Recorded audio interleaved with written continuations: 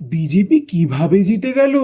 বিশ্বাস করুন, আমি ভাবতে পারিনি, চিন্তা করিনি, আমার স্বপ্নেও আসেনি যে বিজেপি এত মার্জিনে জিতবে।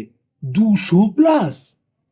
এবার আমি তো ছোটবেলা থেকে পলিটিক্স ফলো করি, তো নিজের ডিডাকশনের উপর আমার বিশ্বাস ছিল যে না, আমি যা ভেবেছি হয়তো ঠিকই ভেবেছি, কিন্তু আমাকে সম্পূর্ণ ভুল প্রমাণিত করে বিজেপি জিতে গেল।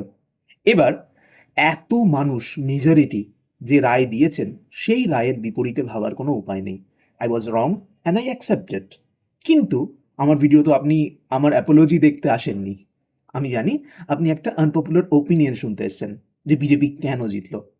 তো সেই আনপপুলার ওপিনিয়ন আমার তরফ থেকে হলো, দেখুন, আহ, আমি দীর্ঘদিন অফিস করার সময় দুপুরবেলায় খবর দেখতাম, এবং খবরে চালিয়ে দেখতাম আজকে ওই আন্দোলন, কালকে সেই আন্দোলন, টিচাররা আন্দোলন করছে, তারপর আবার চাকরিজীবীরা আন্দোলন করছে, তারপর আবার যারা চাকরি চায় তারাও আন্দোলন করছে, সবাই করছে, কিন্তু কারো কোনো হেলদোল হচ্ছে না।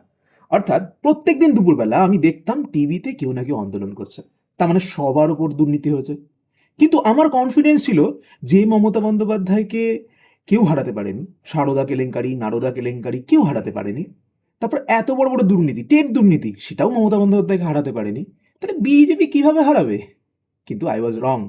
যে পাবলিকগুলো রোজ দুপুরে খবর দেখতো, তারাই আজকে ডিসিশন নিয়েছে যে না, একে উপড়ে ফেলতে হবে। সে যতই আহ, বড় নেত্রী হোক, কিন্তু সে জনতার নেত্রী।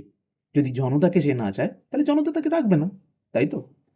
তো এই পুঞ্জীভূত ক্ষোভ, অর্থাৎ অ্যান্টি মমতা ভোটের জন্যই কিন্তু মমতা হেরেছে। আপনার কি মনে হয় জানান কমেন্টে, দেখি আমার সাথে মেলে কিনা।